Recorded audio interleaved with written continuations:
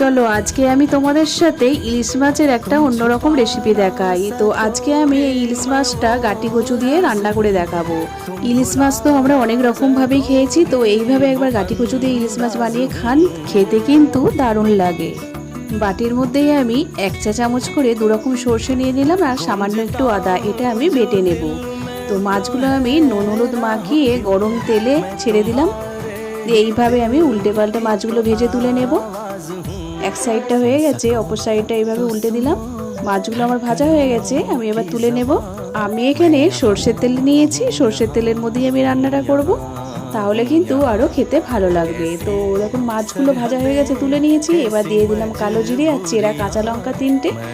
এবার আমি কচু আর আলুটা দিয়ে দিলাম। এগুলো আমি সুন্দর করে ভেজে নেব, সামান্য একটু নুন আর হলুদ দিয়ে একটু লাল লাল করে ভেজে নেব।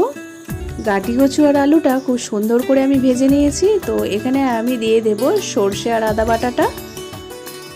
এবার দিয়ে দেব হলুদ গুঁড়ো আর লঙ্কার গুঁড়ো, টমেটোর বাটা দিয়ে দিলাম। দিয়ে খুব সুন্দর করে মশলাটা কষে নিয়েছি। কষে নেওয়ার পর সামান্য একটু নুন দিয়ে দিলাম, নিয়ে এবার জল দিয়ে দেব। দিয়ে এবার ঢাকা দিয়ে দেব আলু আর কচুটা সিদ্ধ হওয়ার জন্য।